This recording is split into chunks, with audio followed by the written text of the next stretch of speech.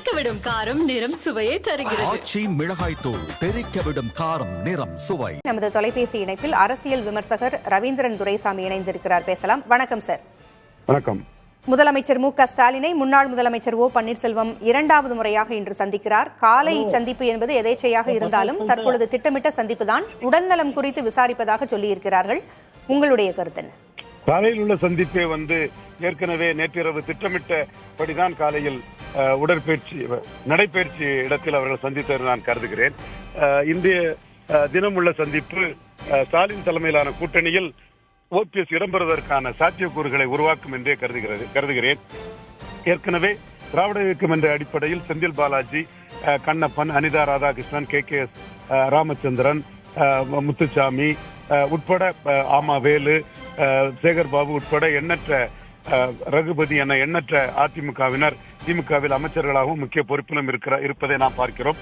அந்த வகையில் இன்றைய தினம் தேசிய ஜனநாயக கூட்டணியை விட்டு விலகிறேன் என்று ஓபிஎஸ் அறிவித்ததின் பின்னணியே காலையில் தமிழக முதல்வர் மு.க. ஸ்டாலினும் ஓபிஎஸ் அவர்களும் சந்தித்ததுதான் என்று நான் உறுதியாக கருதுகிறேன். தமிழக முதல்வர் மு.க. ஸ்டாலின் அவர்கள் 47% பலம் கொண்ட ஒரு அணியில் தலைவராக இருக்கிறார். அந்த அணியில் அவரை நோக்கி பல கட்சிகள் வரும் என்பதை 1ஆம் தேதி அவரே தெரிவித்தார். அதன் விளைவாக இன்று காலையில் நடந்த தேமுதிக சந்திப்பு என்றாலும் சரி, இப்போது நடந்து கொண்டிருக்கக்கூடிய ஓபிஎஸ் சந்திப்பு என்றாலும் சரி, ஸ்டாலின் முதல்வர் என்ற அணியில் தேமுதிக, ஓபிஎஸ் போன்றவர்களெல்லாம் இடம்பெறுவதற்கான சாத்தியக்கூறுகள் பிரகாசமாக இருக்கிறது. காரணம், இந்திய அரசியல் சூழ்நிலையில் டு அக்குமுலேட் பவர் ஸ்டாலின் போன்ற ஒரு தலைவர் தேவைப்படுகிறார்.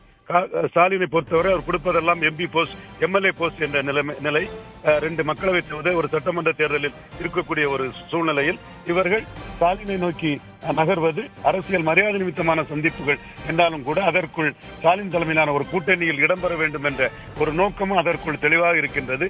மேலும் இந்த அரசியல் சூழ்நிலை இவர்களை ஸ்டாலின் தலைமையிலான அணிக்குள் கொண்டு நிறுத்துவதற்கான வாய்ப்புகள் தான் அதிகம் இருக்கும் என நான் உறுதியாக நம்புகிறேன், கருதுகிறேன். ஒருவேளை நீங்கள் சொல்வது போல திமுக கூட்டணியில் ஓ பன்னீர்செல்வம் இணைய நேர்ந்தால் அது பாரதிய ஜனதா அதிமுக கூட்டணிக்கு எந்த அளவிற்கு பின்னடைவாக இருக்கும்? பாரதிய ஜனதா அதிமுக கூட்டணி இன்னும் தொகுதி பங்கீடு முடியவில்லை. 2 இரட்டை இலைக்கு ஒரு தாமரை வேண்டும் என்று தேசிய ஜனநாயக கூட்டணியின் வாக்கில் 5% வாக்குகளை தெளிவாக கான்ட்ரிபியூட் பண்ணிய அண்ணாமலை பிரதமர் அலுவலகத்திடமும் டெல்லி தலைமையிடம் வற்புறுத்தி வருகிறார். முதலில் அவர்கள் அணி எப்படி அமைகிறது என்பதை பார்த்துவிட்டு தான் அதனை நாம் கூற வேண்டும். அதிமுக பாஜக கூட்டணியில் இருக்கிறார்களே தவிர அவர்களுடன் எந்த அடிப்படையில் அமைப்பவர் என்பதை நாம் பொறுத்திருந்து பார்க்க வேண்டும். ஏற்கனவே 2 முறை தொகுதி பங்கீடு தான் அவர்களுக்குள் பிரச்சனை ஏற்படுத்தியது. இப்பொழுதும் தொகுதி பங்கீடு என்ற பிரச்சனை அதிமுக பாஜகவுடன் இருக்கிறது.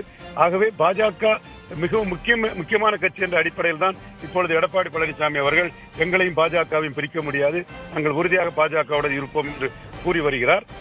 உங்கள் கருத்துப்படி பார்த்தாலும் அவர்கள் ஒன்றிணைந்து தேர்தலை சந்திக்கும் போது தென் மாவட்டங்களில் ஓபிஎஸ்ஸின் இழப்பு என்பது தேசிய ஜனநாயக கூட்டணிக்கு ஒரு பாதிப்பை ஏற்படுத்தும். குறிப்பாக வட தமிழகத்திலும் கண்ணுக்கு தெரியாத ஆதரவு வளையம் ஓபிஎஸ்க்கு இருக்கிறது என்பதே என்போன்றோர் கருதுகிறோம். இணைப்பிற்கு கருத்துக்களை பகிர்ந்தமைக்கு நன்றி திரு ரவீந்திரன் துரைசாமி. தெறிக்கவிடும் காரம் நிறம் சுவையை தருகிறது. ஆச்சி மிளகாய் தூள் தெறிக்கவிடும் காரம் நிறம் சுவை.